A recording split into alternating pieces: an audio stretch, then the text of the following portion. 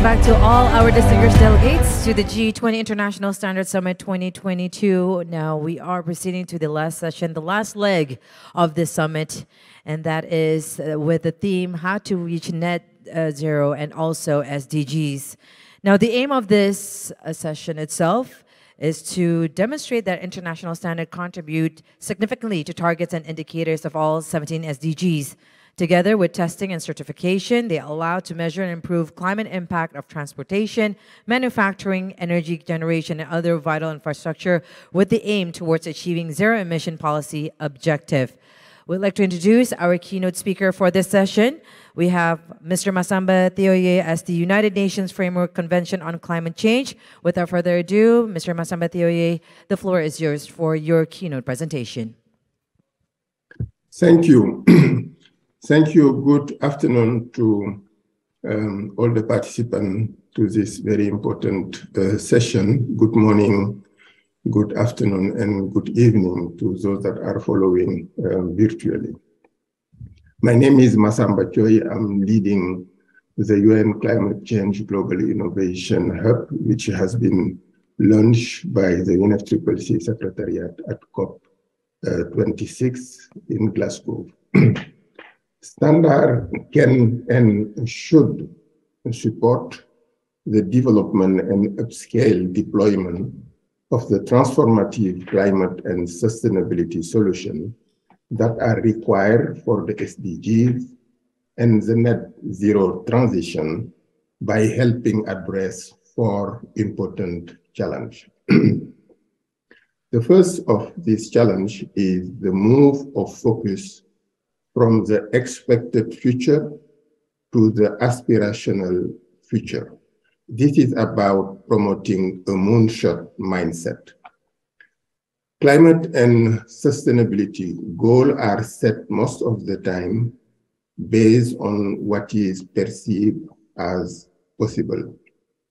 So corporate or government, subnational, generally, when they are setting target for climate and sustainability, they will look at the solutions that are already available, the technology already available, the financial instrument, the policy instrument that are already available.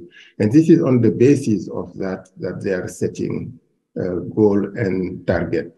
This does not provide room for innovation. This does not provide room for the development of climate and sustainability solution.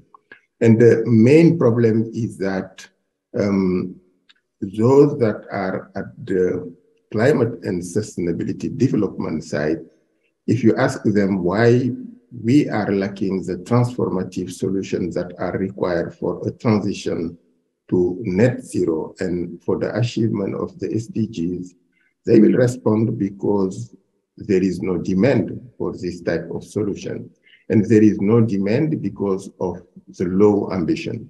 So it means that the lack of climate and sustainability solution on the one hand, and the low ambition in the other hand, are locked in a vicious circle where each of the two is at the same time cause and consequence of the other one. Now, the development of standard can contribute in breaking this vicious circle by promoting innovation for effective climate and sustainability action. For example, the way baseline is set in standard to measure the impact of climate action can be very decisive in promoting the mindset of the climate actor. So it can encourage the setting of target based on what is possible. The baseline reference is the performance of the best available technology or the performance of peers or the historical performance of the climate actor. It can also be based on what is needed. And in this case, the baseline reference is the 1.5 degree paceway. So based on how the standards set reference for the measurement of impact of climate action, it can contribute in encouraging the moonshot mindset where targets are defined based on what is needed, or it can support the business as usual way of thinking, where targets are set based on what is perceived as possible. Another challenge standard can contribute in addressing is the promotion of a need-based and solution-oriented approach.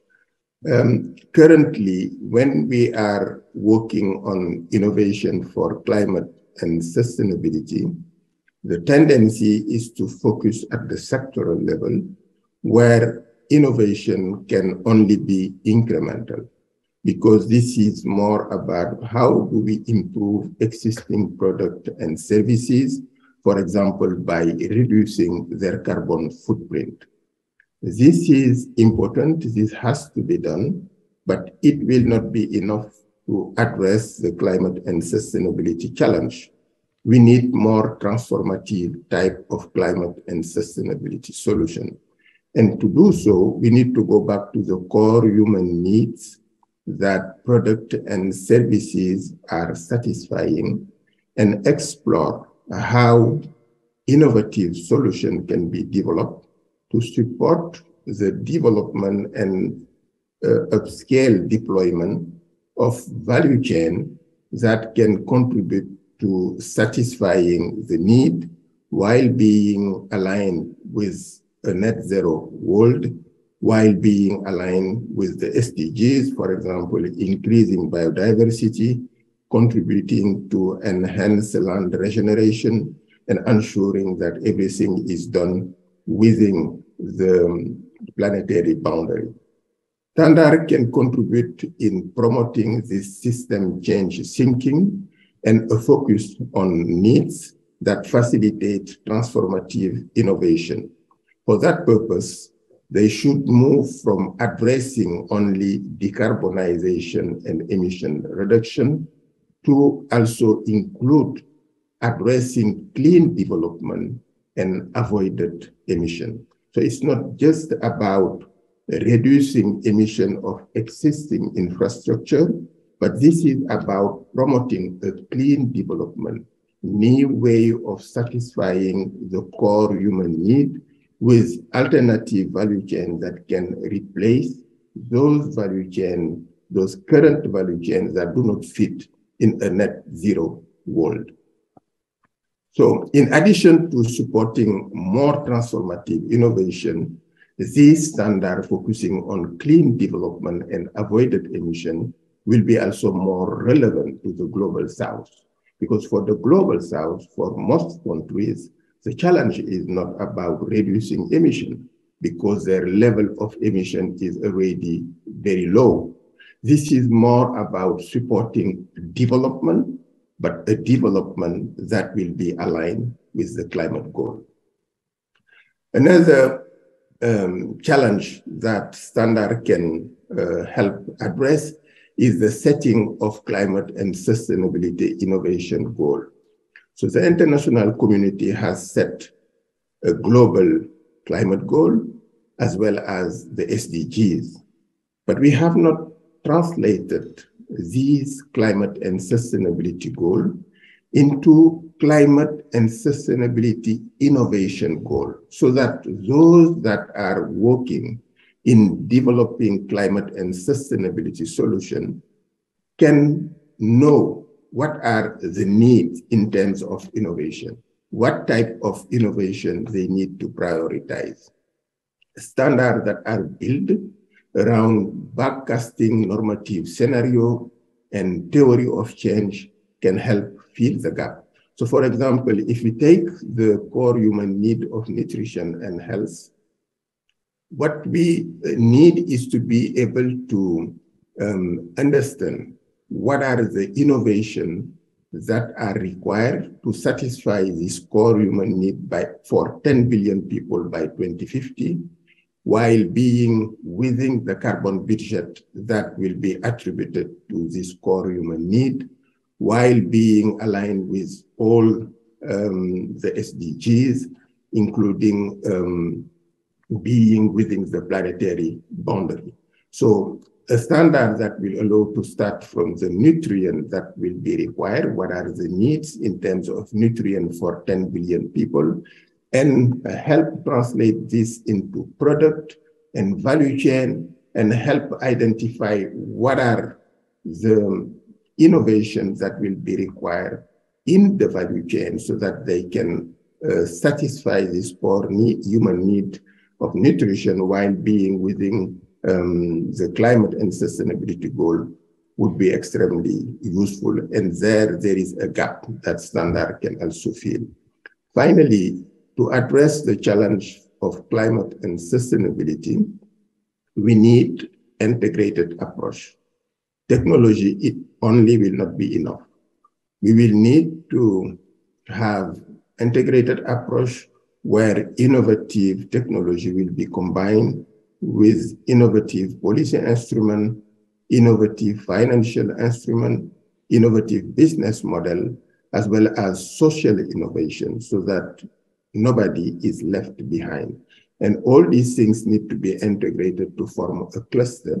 And this is only with such type of combined response that we can address the challenge of climate and sustainability. But then if the response is a combination of all these things, to be able to measure the climate contribution of each component, we should be able to attribute the impact of the climate action to the policy instrument, to the financial instrument, to the technology, to the business model instrument. And we do not have currently a standard for that. This is another gap that standard can fill, that can also contribute to the development of transformative climate and sustainability solution. So standard can contribute in ensuring the well-being for 10 billion people by 2050 while being aligned with the climate and sustainability goal. It can also help reinvent the relationship among people and between people and nature, so that societies are generative rather than extractive, restorative rather than destructive, and empowering rather than alienating. And people have purposeful, meaningful work that they enjoy that enables them to use their passions and talent. Only then it will contribute in achieving the vision of peace, security, and human dignity on which the UN is founded. Thank you for your attention. Thank you very much, Mr. Masamba Thioye, for your keynote speech. And alongside with Mr. Masamba Thioye, also we have our honorable speakers, whether in person and also be joining us virtually. But I would like to invite for those speakers that is here in Bali, Indonesia, first and foremost, we'd like to invite Bapak Ari Sugianto, Director General of the Agency for Standardization of Environment and Forestry Instrument of the Ministry of Environment and Forestry. Silakan, Bapak. And also joining us, Mr. Vimal Mahendru, IEC Special Envoy for UN SDGs and CEO of Voluan Strategic. An applause, please, ladies and gentlemen.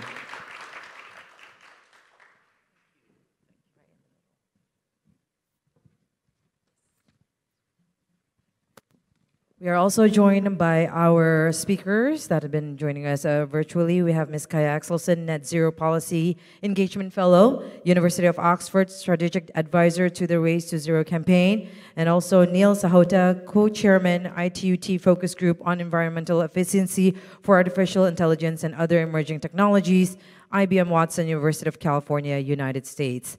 So without further ado, ladies and gentlemen, and also fellow delegates, we would like to give this time to Bapak Ari Sugianto to give your opening remarks. The floor is yours.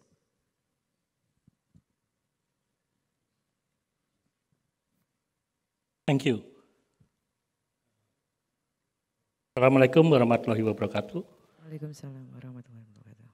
A very good afternoon for colleagues that attend this meeting in person in Bali, and also good morning, maybe good evening for participants that join online.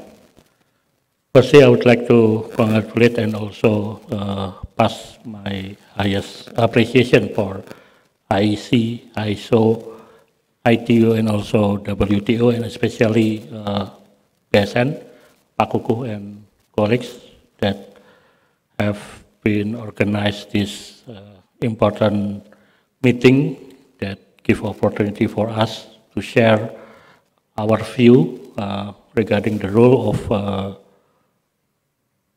standard to tackle some important global issues such as sustainable development and also combating the climate change. I think we can go to my fourth slides. Please next. Okay, as the background, Indonesia as an archipelagic nation that surrounding by ocean and sea is very highly vulnerable with the climate change.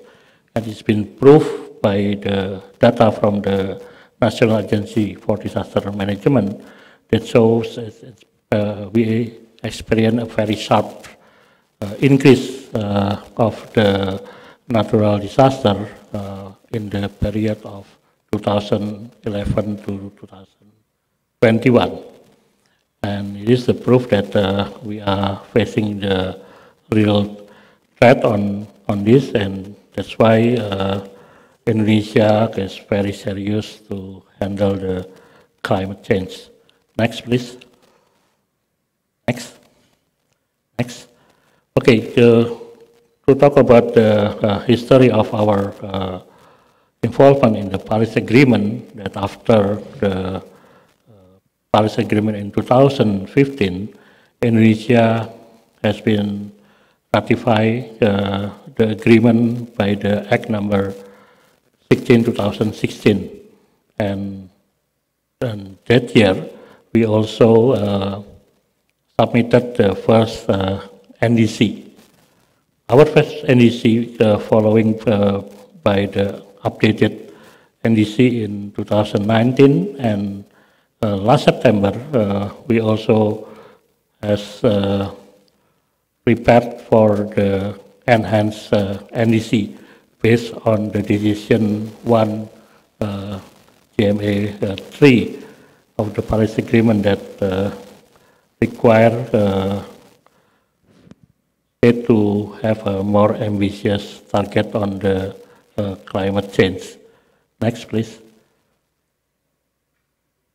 If we talk about the climate action related to the SDGs, it is clear that the climate action is become one of 17 SDGs target that we just put it in the target number 13, and we also aware that these targets are not stand alone, but have been interrelated, interlinked with other targets in the SDGs.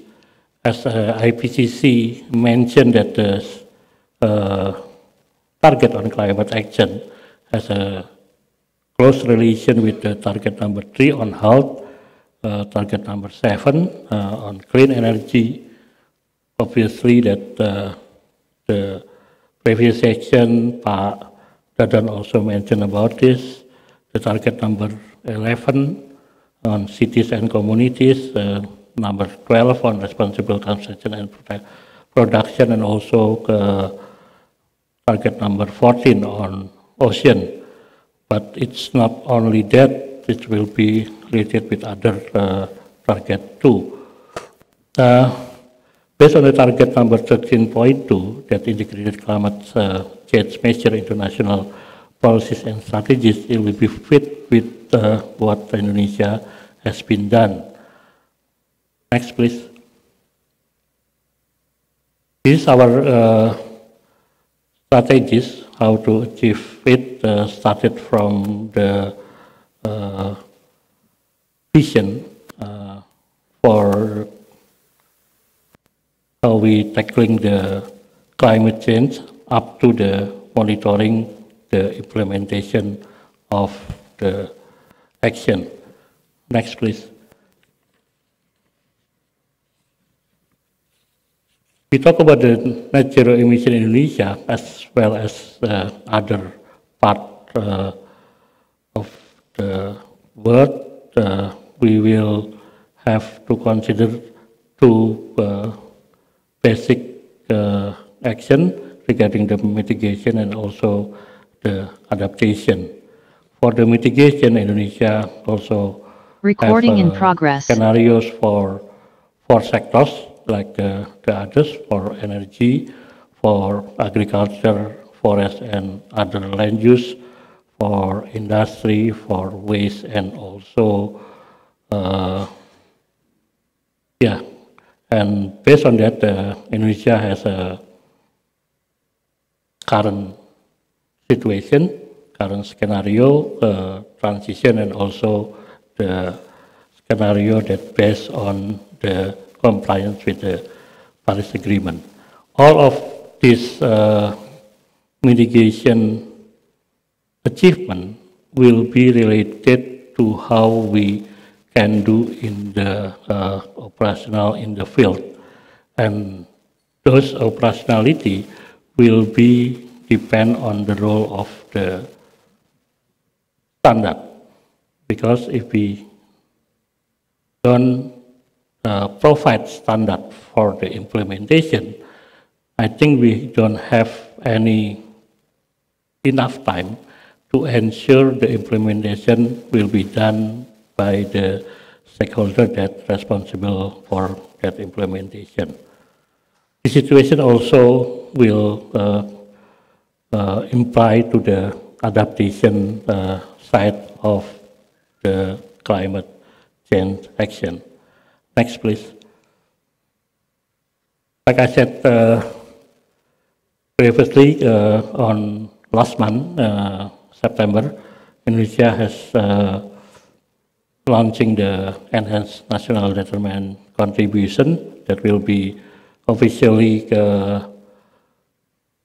submitted in the next COP in Egypt.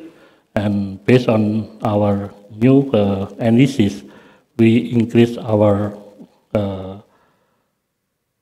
ambition that previously unconditionally we have commitment to reduce the greenhouse gases by 29%. Now we have a commitment to get 31.89%, and conditionally we increased by 41% to 43.2%. Next, please. And if we look at the profile of our NDCs, please, next. Maybe it's different with the other or most other country. In Indonesia, the one that have biggest contribution in reduction of the emission will be the forest and other land use. Energy become the second largest contributors. From the last session, we know that in the most countries, energy become the first contributors. In Indonesia, follow is the first one. And if we look at this profile, the follow sectors have responsible to almost 60% of Indonesia target of emission reduction, while energy is only 35%. So Indonesia, especially the Ministry of Environment and Forestry, focusing to implement this commitment to reduce at least 31% to 2030. And we have launching the commitment by what we call it a follow netting 2030 that will ensure that our commitment will be achieved by its time. If we look at this figure, we hope that on 2030 we can not only can get net, but we will have a surplus from the follow sectors. Besides the follow that we launched last year, the government of Indonesia also have some policy that will in line with the emission reduction from the forest and other land use. Among others, the policy that we have been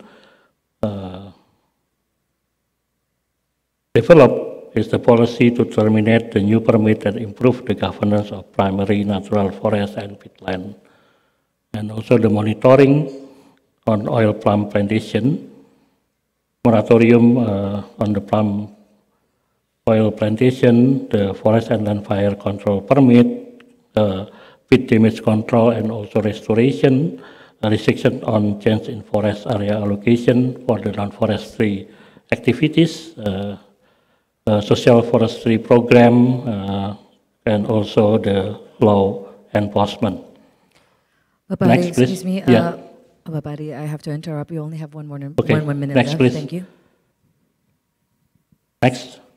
This what we want to achieve by ensuring the legal basis to achieve the goals with the scope of emission with the energy, industry, agriculture, and follow, and also waste management.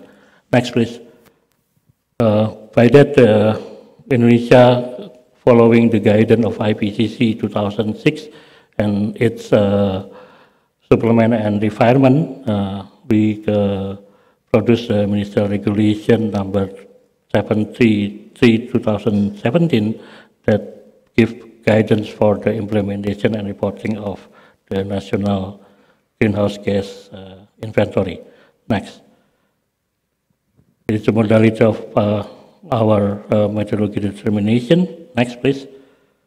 And based on that, we produced a methodology book that give a result of determination for energy sectors, industry, waste, forestry, and also agriculture.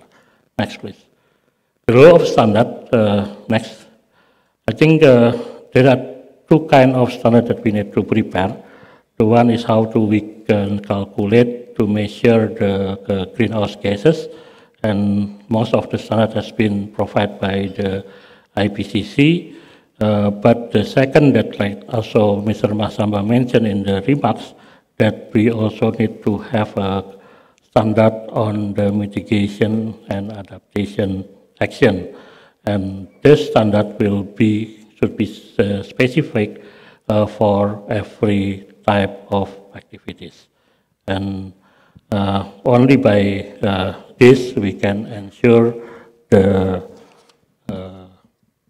target of the climate change action and also SDGs can be achieved. I think this is all. Thank you. Thank you very much, Mr. Ali, for your presentation on this session. And now also I'd like to greet our speaker, Kaya Askelson, and also Nil Sahota. You are all the way in Europe and also America, so we're going to go straight forward with our questions. And later on, before we conclude our session, we'll give time for our speakers for the closing remark itself. Now, maybe we can proceed to you first, Kaya. Ms. Kaya, when we're discussing about sustainability, particularly if we move specifically to climate-related topics like carbon neutral or net zero, are these words fully understood parallelly, right? Are we in the same wagon to understand the same meaning and the fundamentals of it? What's your take on this, Ms. Kaya? Thanks so much for that question. I think this is why standards are so important. They help us define goals, not just terms. And net zero and carbon neutral, they're both goals. So carbon neutral is a goal on the path to net zero.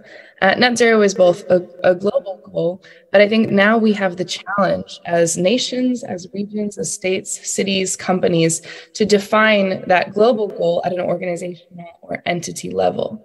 And what is so valuable about the process that we've just been through with the IWA 42, the International Working Agreement on Net Zero, is that we have helped to bring together the common definition from the voluntary initiatives landscape, from other standards, into one common document that helps to say, for organizations, this is when you can claim net zero. And this is really important for avoiding greenwashing, for lowering uncertainty, and that's important for investors, right? That's important for emerging markets to be able to build trust, to say, look, we have followed these guidelines. We can say that we're net zero. There's a big distinction between carbon neutral and net zero that most people don't understand. And I want to just get into that briefly. Carbon neutrality is something where you're working on your emissions reductions. You're using those innovative technologies and solutions that Masamba spoke about. You're deploying everything you can at scale, but you're not quite there yet. And so you invest in credits in the market to help someone else either drive down their emissions or to remove carbon from the atmosphere. Net zero is a point in time that we hope will sustain over many decades thereafter, in which you've done absolutely everything you can. You have a small bit of residual emissions, and then those have to be balanced with removals. It's no longer an exchange where you say, I'm going to help someone else reduce, because at that point, everyone needs to reduce as far as they can, and it's balanced with removals. So net zero is a stricter definition. Net zero covers all scopes, including your supply chain. And net zero is harder to do. And we have to acknowledge, I think we've seen in previous presentations, there's a lot of technology we need to scale very rapidly, and there's a lot of investment that is going to save us money in the long term if we invest now to get to net zero. And so as these terms are emerging, consumers are able to see the difference between, say, a carbon neutral product. Okay, that means there's probably some credits there. They're not quite there on their net zero pathway, and say a net zero target for an organization. And what is so important about that is that consumers are very concerned about greenwashing, about integrity. And I'll leave this question on a last stat. We've seen in the past year, net zero targets among the largest companies in the world have grown from 1 in 5 companies to 1 in 3 companies. But underlying those net zero targets is a real lack of integrity. There is not enough of a robust plan to get us all the way to that very strict standard of net zero.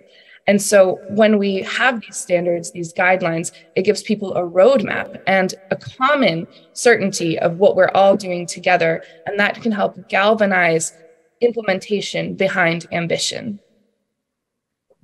Thank you very much, Ms. Kaya. What's your take on that, Mr. Vimal, about net zero and also carbon neutral? We need to have a standardization, so we're in the same, again, like I said, we're in the same wagon on this.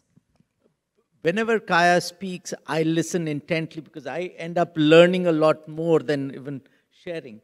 But coming back to your question, I think I totally agree with the point she's making about net zero being a little bigger challenge for the society than just carbon neutral. And I think ultimately our objective is to reach net zero. And that carbon neutrality is an interim step in that direction.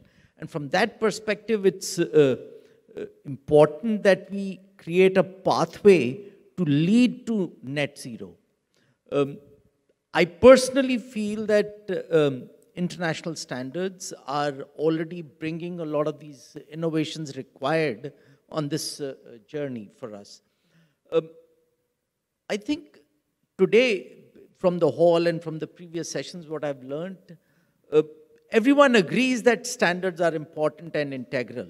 The question is how to use them and how to use them in a resource-efficient manner. We don't have unlimited amount of resources, talent available or time available with us to deliver on whatever we need to. And in this, I want to bring the experience of India. In about 2014, when the current government came to power, at that time, the Indian government was clearly saddled with a huge issue of electricity access. I'm not sure how many of you are aware. India has had at that time in 2014 about 320 million people without any electricity access. So these are not people who were not switching on lights for a romantic dinner or going on a camping trip for 2 days.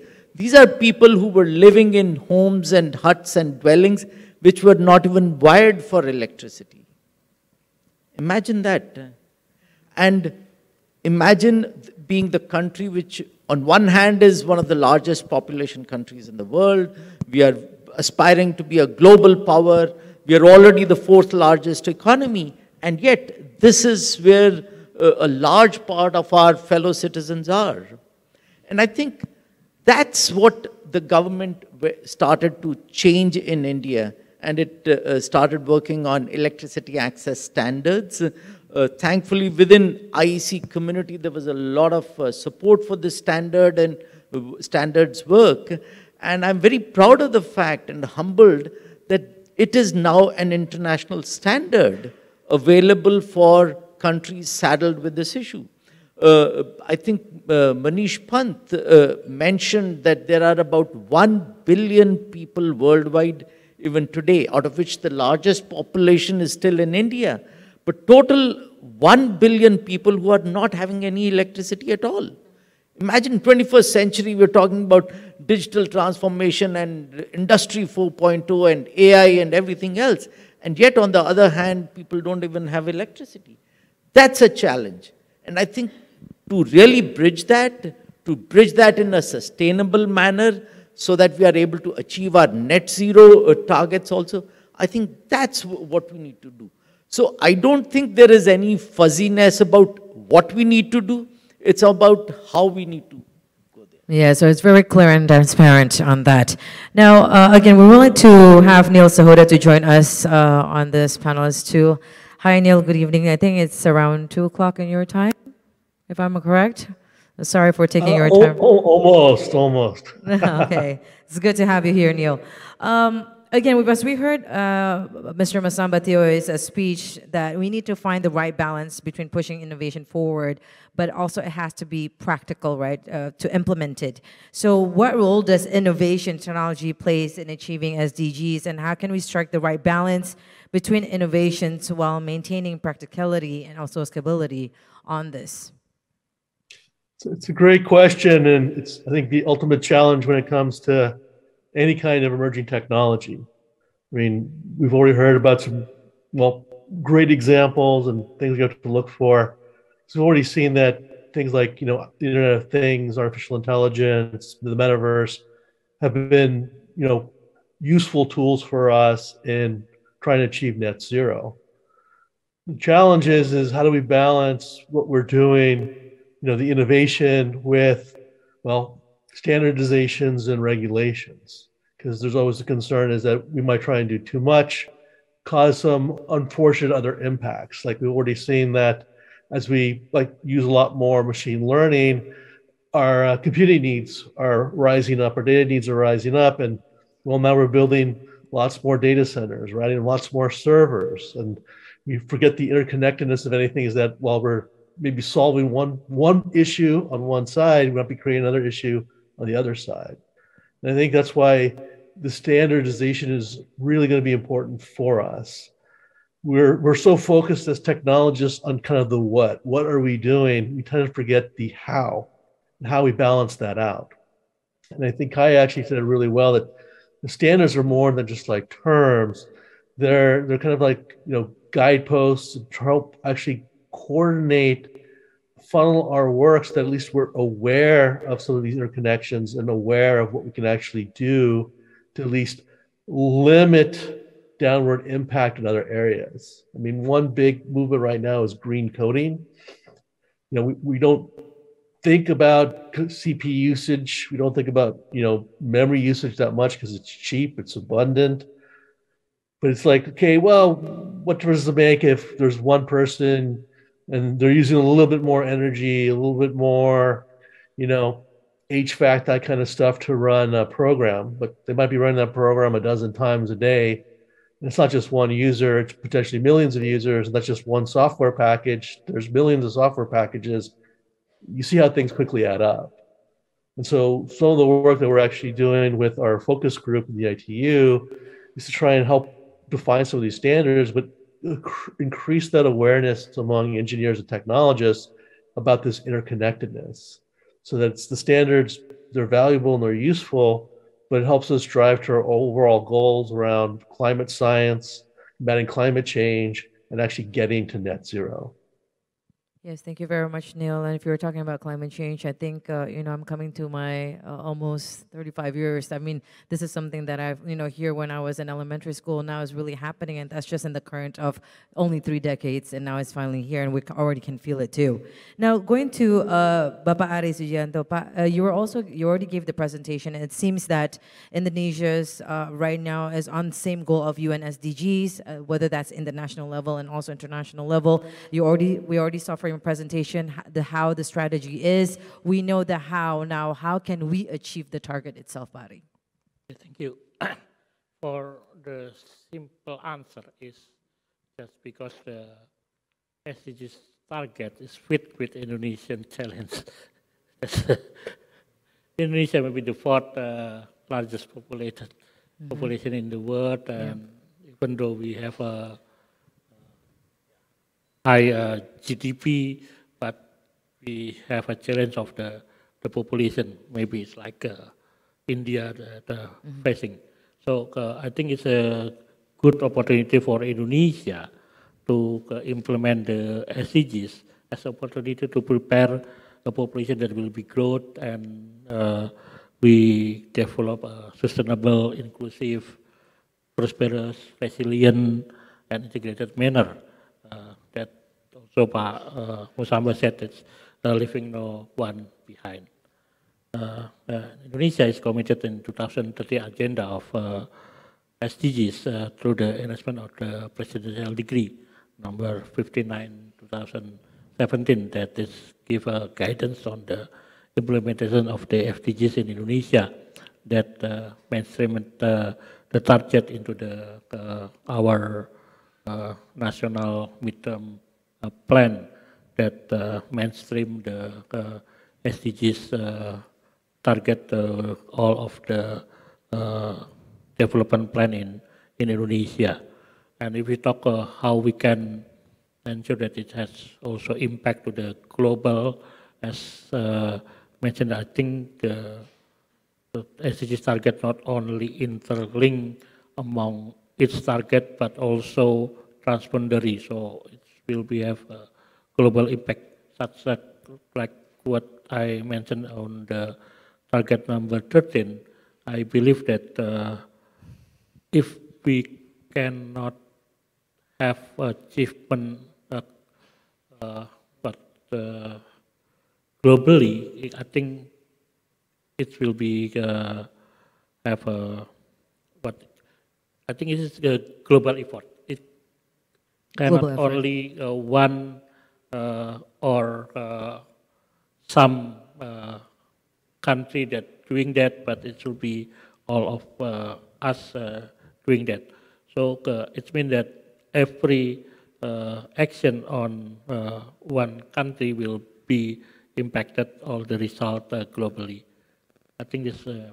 Thank you very much, Bapari. Mr. Masambetio, you're still on board here with us. Before we proceed to the second round question that's more focused on net zero, do you have any responses or add on this first round?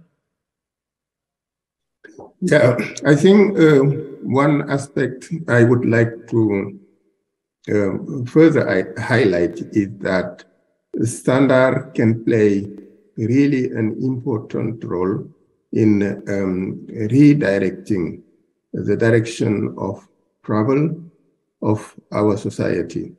And this is not just about, let's say, measuring the impact of action. This is something important, but standards are expected to go even beyond that, to become a leverage point that one can act on to facilitate the development and implementation of the right policy instrument, the policy that are supporting successful implementation of the climate goal and the SDGs.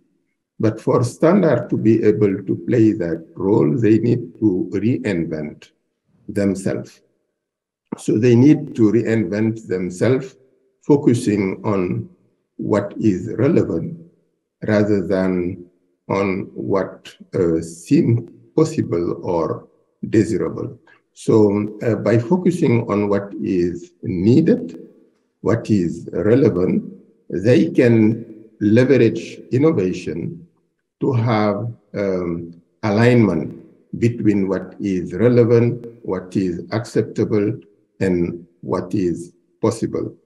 One example of effort in that direction is the international workshop agreement that was mentioned by Kaya, that has been introduced recently by ISO as a way of speeding up the process of development of standards. This is a response to what is needed, and that's very positive because it's the kind of change of mindset. Instead of taking a long time to develop a product in a complex environment that is volatile, and then maybe before the end of the process, the environment has changed and your product is no more relevant.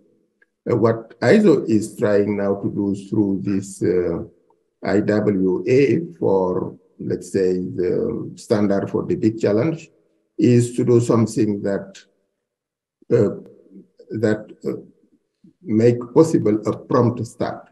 So you develop a product very quickly, but it's not a final product. It will be implemented, lessons learned from the implementation for further improvement.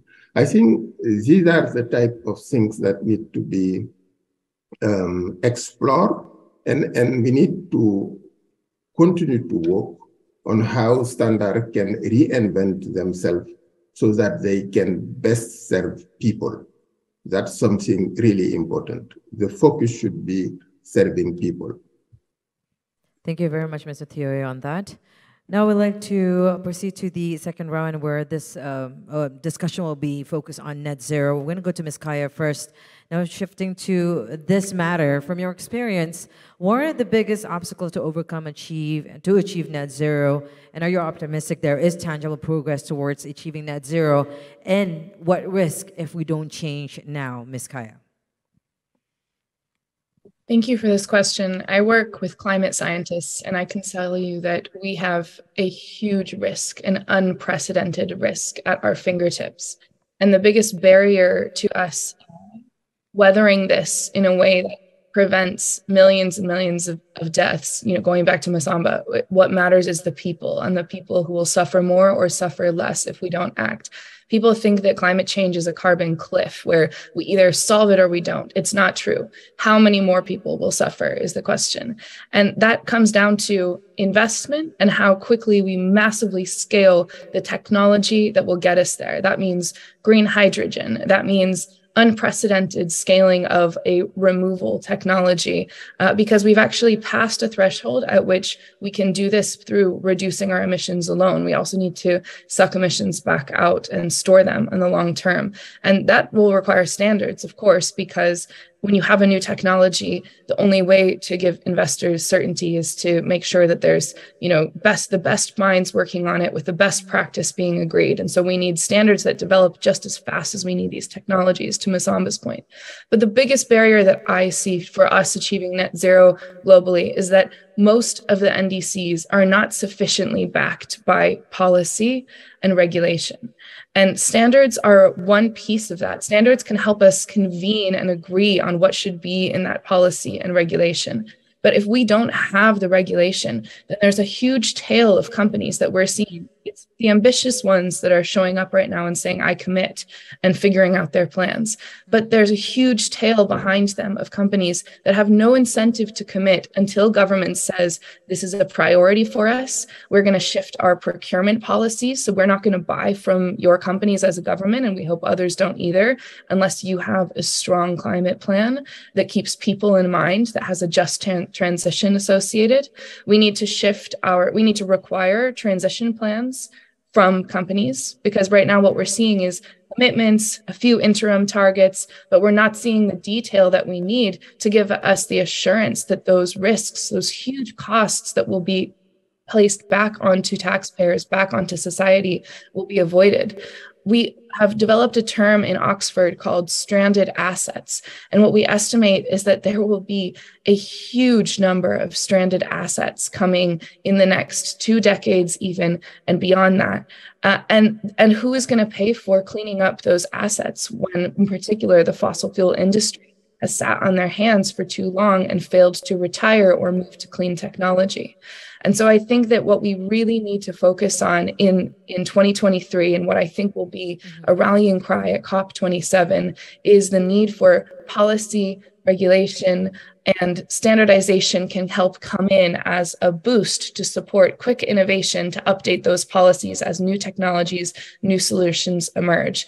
And what I think is hopeful about that is that if we have regulation and policy, it evens the playing field, and it says, you who are leading, you companies who are leading, you may now have all of the market in the world to do what you want to do, to facilitate this fast transition that we need.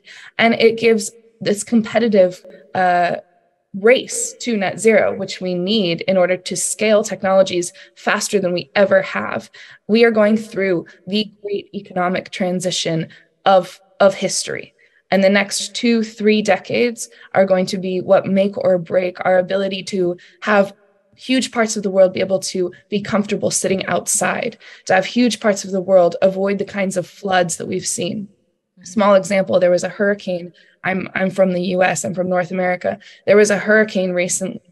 The eye of that hurricane was the size of a very similar hurricane in the exact same place just a few years ago.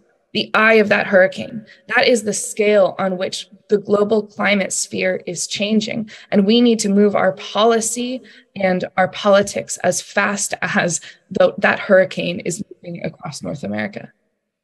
Yes, Kaya, we've seen a lot of natural disaster that's been happening for this 1 year alone, and it's not even ending of 2022. And regardless of Kaya and her statement, Mr. Vimal, she was actually saying, you know, there's a lot of private sectors, especially in emerging countries, when it's not a policy yet. They're saying, okay, I'm going to take my time until the policy is there, and then I'm just going to go follow through. Now, because it seems that we're on the crossroads right now, Mr. Vimal. You know, green has become a trend now. Everybody wants to be a part of the green lifestyle, right? So the reality, you know, there are some companies, industries are financially driven, because we know if you want to be green, you have, you know, more capital, more investments and whatnot. And the perception also achieving net zero requires significant, again, as I said, investments. Now, on the other side, on the other hand, consumers, of course, want a safe and healthy planet.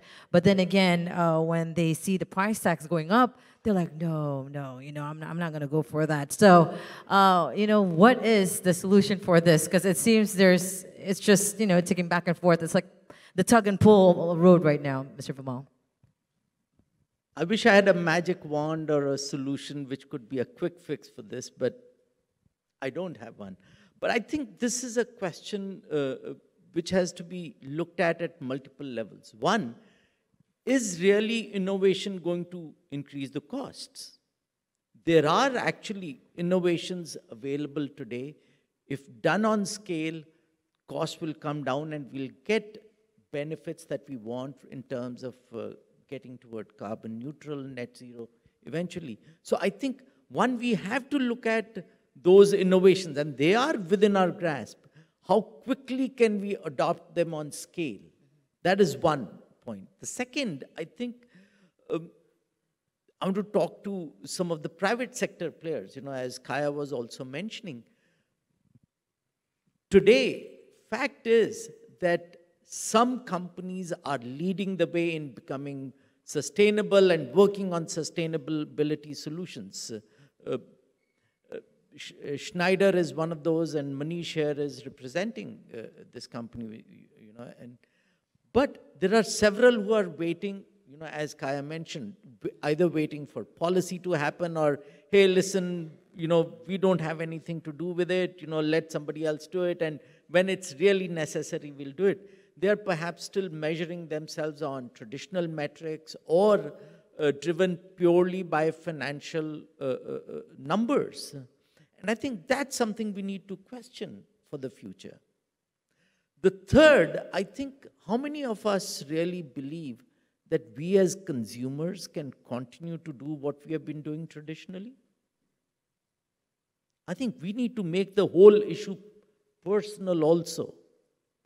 Can I really say that somebody else will innovate, somebody else will spend money on it, somebody else will take care of greening of the environment, but my lifestyle is my lifestyle, and I need my next phone and my next car and my next whatever, and I can, we are here in Bali. I go every morning to the beach. I still see, people throwing away trash on the beach. I mean, are we going to change our lifestyle, our own approach? How do we individually interface with this? I think so we need to address that also. I think if we expect others to change but not changing ourselves, I don't think it will.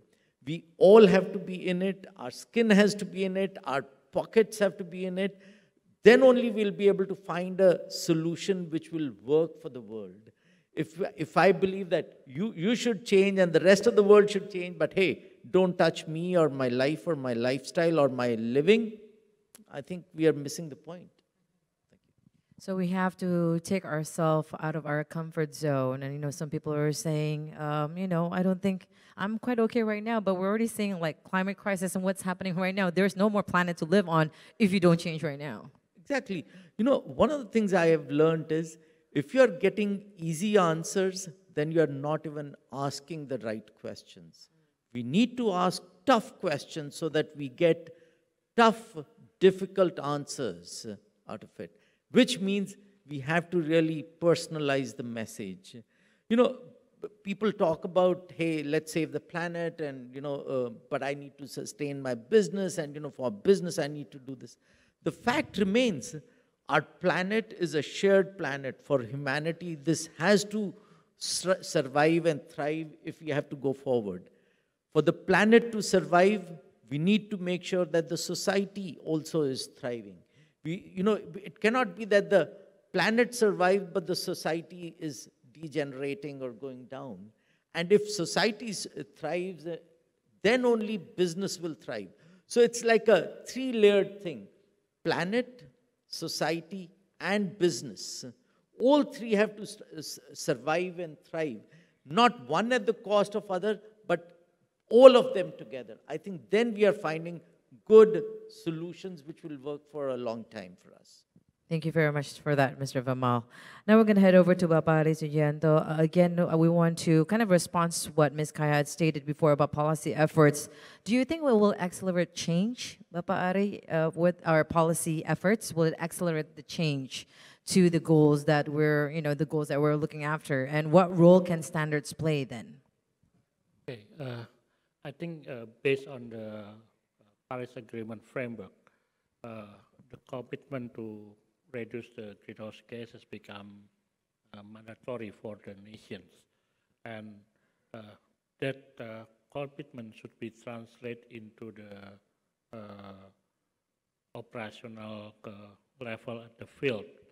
And by that, I think, we also recognize that communities, some private sectors, others have also voluntary action to tackle the climate change. But if we only work with the voluntary basis, I think that we cannot achieve the target that we have to get that. So that's why the strong commitment and government policy will guide the achievement of that commitment. And that's not only guidance, but the government should also provide incentive. It should be provide guidance, and on that guidance at the practical level, it will be implemented by the provide the standard. The government also need to have, for instance, maybe good law enforcement for the parties that has not achieved, maybe not by sanctioned but by this incentive and others. All of this will bring us to achieve the target for not exceeding the 1.5 degrees Celsius. And like Mr. Rufano said, that it's all for one. Right? We cannot only achieve one and left the others, but we have to at least the three aspects that the planet, the community, and the business. Yeah. So in your response to this is the regulations is incentive, especially for the playmakers and overall of the structure itself. Now we're gonna go to Neil for our last question for this round. It is a fun question for you, Neil. What is the one innovation or new technology that is going to have or has the potential to have the biggest impact to achieving net zero? Again, Mr. Vermal was also mentioning before that technologies and innovation, it doesn't need to have a huge price tag on it. What's your take on that, Neil? It's a great question. I think if we're talking about the one technology that's going to help us move the needle, it's really the combination of artificial intelligence and the metaverse. I mean, we just heard from the last two panelists, we have a lot of balance and focus on people, planet, profit. We heard the theme around, or the keyword around action, but really the theme is around action driven by standards. And that's what I think artificial intelligence and the metaverse combined them together actually gives us. We've actually done some work the last couple of years in this field, and we find this actually enables the two key drivers to get people into action, which is really helping them feel the pain and helping them understand how their actions, or particularly micro actions, drive change. So as much as I live in California, most people believe in climate change, we're concerned about it. Most people may not really change their behaviors because they don't feel the pain on a daily basis. That's unfortunate because as human beings, we're kind of wired for that fast-moving, immediate threat. When something's moving in the bushes, we react to that. Unfortunately, climate change has been, decades in the making. It's kind of slow-moving, and since we don't feel the pain, we don't have the same level of urgency and motivation. But we found that you thrust someone into a digital twin or virtual world where they can actually experience climate change, not just like, showing it through the future, but also what's happening in other parts of the world. That is a visceral pain for people. That's a big motivator. You couple that with, again, the interconnectedness and impact, showing people that, yeah, you're one person, climate change is this huge issue. How are we going to get to net zero? I can't make a difference. Well, micro actions are actually powerful. And if they take these micro actions, you can see what happens in the metaverse, but the AI can aggregate that based on what also other people are doing. Like, where I live, we're very focused on water bottling filling stations to try and eliminate single-use plastic. And so like every time I go fill up, there's a little counter there that shows like, hey, this month at this station, we've already saved 55,000 plastic bottles. So even though I'm one person and maybe I'm saving 30, 40 bottles a month, my actions of all these other people are translating into literally millions of bottles being saved per month. And I think we can actually expand that out. Small things, adopt a house plant, office plant, bike to work a day. I know these things sound like they're not going to make a lot of difference, but you're really going to be one of 100 million people doing that. Yeah. And that's why I have real confidence, and we've seen the results that metaverse, the digital twins, augmented by artificial intelligence, can show people the pain and help them understand that how their micro actions do move the needle towards net zero. Thank you very much, Neil, on that. And like you said, every little step matters, and especially if there's a domino effect on that. We're going to come back to you, Mr. Masambateo, as the overall closing remarks. But we are, it's getting more interesting, but time really does separate us. So with that said, we would like to have a short remark to conclude from Ms. Kaya Axelson first. Yeah, I just wanted to say that I really believe in the power of people to make a change, but I don't think it's going to be, this is maybe controversial, but I need to bring this in. I don't think it's going to be through a million tiny little actions. I think it's going to be through sensitive intervention points where people who have agency, who are in government, who are in power, start to change structures so that people feel that they can do the right. And I think that if we sit here and we tell you, everybody go home, everyone recycle, everyone ride your bike, everyone feel it a little better, people have a lot to do. People are busy, they're time poor, and we need the policy to make sure that companies can no longer use certain materials that don't make sense from an efficiency perspective. And we need the investment from governments as well. Last stat from me, it will cost us, Bloomberg estimate, about 1.8 trillion to solve climate change. It will cost us 7 times that much if we don't. And so if you just think about it from a cost, from an economic perspective, those people who are struggling or trying to pay their bills, they are going to thank you if you invest now at the government level and at the corporate level as well. So those who can do more would be my last statement. Thank you very much on that, Ms. Kaya. And I love on every discussion when we do have different perspective, because when we do have different perspective, then we have more options towards the solution. Now head to you, Mr. Vimal Mahendru, for your closing remarks on this. One, I fully echo what Kaya just said. I think those who can do more must do more. But let me share a small story which kind of summarizes how I feel about this whole topic. India, as I mentioned in the beginning, has huge challenges of electricity access, very basic electricity access. And in 2014, the then Prime Minister wrote to BIS, the Bureau of Indian Standards, saying that, hey, listen, we have these challenges. What can you do about electricity access? And are there any standards for DC microgrids? Because we hear that can be done quickly. And of course, in BIS, there was not at that time much knowledge on this. And I was involved in the industry association in India. And we said, well, let's go to IEC and, check with IEC what they can do.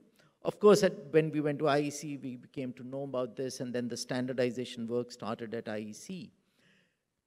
But when I came back to India in 2014 after having this discussion in IEC, I said, well, what does electricity access really mean?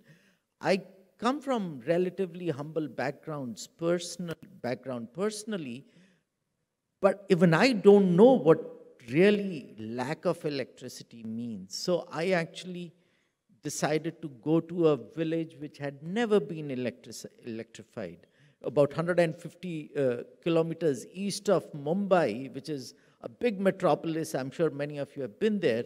A small village, only 22 huts. And it was a stark image. The whole village was only old men, a few old women. That's it. The younger generation had all moved to the cities for opportunities. One old man was sitting outside weaving baskets because only during the daylight, bamboo is a local resource. He was making baskets, making about 10 baskets a day and able to go and sell in the market. And there was nothing else. The moment the sun went down, pitch dark, no action. Nothing.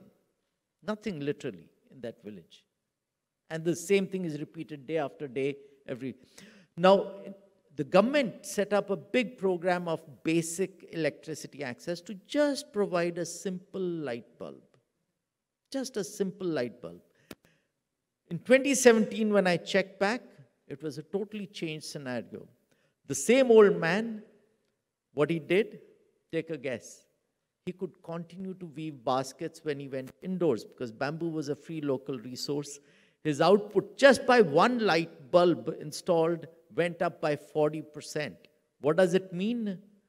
14 baskets a day instead of 10. And the rest of the 4 baskets were pure profit for him. Guess what he did with the extra money he was making? He actually got his mobile phone. Why? Because all the children were out in the city. It connected him. His quality of life improved. He was not dependent on just the basket weaving. The message I took from there and I want to share with you is, I think we have to personalize this whole thing. I'm sure all of us in this, most of us in this hall, we have children and grandchildren. What kind of world we want to leave for them? That's where we need to connect. And I think answers are available, but walking the talk, even if it is tough, I think that should be our motivation. I inherited a beautiful world. I could drink from the stream or the lake water. Can we do that today? Can we aspire for a better world for everyone, including our grandchildren? I think about that image. Thank you. Inspirational closing remarks and also story. Can we have an applause, please, for Mr. Vimal Mahendra? Now also to Bapak Ari Sujianto, your last remarks. Yeah, I think it's very important for us to have a clear vision and also strong commitment in this. Like just Kaya mentioned that the situation that we are facing is unprecedented. So we never have experience to handle this situation. And I think maybe it's too exaggerate, but I think it's the kind of survival of us, of human race. So we need to have a very serious and standard. Will, in my view, it's not just standard. It's the way to us to give access for everybody how to tackle the climate change. Because we have no time to learn, to everybody learn by themselves. Yeah. Because it's it cannot, no point of return that if we fail to tackle this, it means that we will maybe... That's the end game. Yes, thank you very much to Bapak Ari Sujianto. And now I'd like to head to Mr. Neil Sahota for your last remarks. Neil. Well, we know that failure is not an option. So, look, at the end of the day, we all have to play a part in this. As individuals, there's small things we can do. Things that we're willing to do, we should do them. Governments, companies, large organizations need to help do the big things. Look, we have powerful tools and technology, but they're tools, they're not solutions. Unless we change some of our behaviors, unless we change some of the way we build things, we think we even design things, we're not going to achieve our goals. I think that's really the key thing here. And there's lots of people that are motivated, and there are people doing things, which is great. This is, I think, where we need to channel actions to create synergy. This is where standards can help us. It can be kind of those guideposts so that we're funneling our efforts together to solve this large problem than trying to do everything piecemeal. So I think that's one of the powerful things we have to do through regulation and policy, create the awareness, but incentivize and motivate people to make this change, because we all know we're pretty much out of time.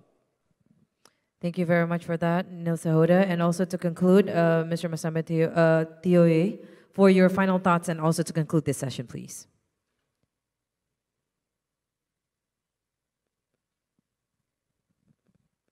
Yeah, thank you. I think the challenge of climate and sustainability are so important and complex that we will need to act at all levels and on all the leverage points. So definitely we need to change behavior. And for that, we need to work with the culture and creative industry that, and the technologies that are linked to that, like what was mentioned, metaverse and artificial intelligence, to support the change of behavior that is aligned with the climate and sustainability goal. But that would not be sufficient. We need to have a system change to support the change of behavior. Just asking people to change their behavior in the same system will not work. We need a system change. The system change we need to, will request us to act on regulation and policies, and their standard has a very important role to play, because most of the time you need first a standard, and then which is voluntary, and then you will check whether all the recommendations are easily implementable, and you can turn it into a regulation. So first standard and then regulation could be very useful. But we need also to innovate. So, and innovation is a very important leverage point. It can help disrupt those value chains that are not aligned with the 1.5 degree goal and the SDGs. And this is why, in my view, entities that are waiting for regulation to change their behavior may be surprised, because the need to change may come from different points. It could be a regulation, it could be a change of preference of the consumer, it could be new value chain that are disrupting the value chain on which you are operating. And to avoid that, I think it is important that even those that are currently operating in value chains that are not aligned, it is important for them to invest in innovation and find way to change their activity in a way that the new activities that they are undertaking allow to accommodate their current asset and allow to accommodate their current skills and knowledge. This is very important to avoid stranded asset, and this is very important to avoid stranded people. The solution that we will propose, the climate and sustainability solutions that we need to develop, should provide room for repurposing the current assets so that we avoid stranded asset and a financial failure. They should also provide room for repurposing current skill and knowledge so that we do not have stranded people. But this is only possible if those that are operating in the value chain that are misaligned also be involved and contribute in reinventing the value chains that we need to satisfy the core human needs moving forward. Thank you very much, Mr. Masama. So in final words, do your part, make it personal, and do it now. We have no more time to waste. Thank you very much to all our speakers. Can we have an applause, please, to our speakers? And that concludes our fourth session of the International Standards Summit.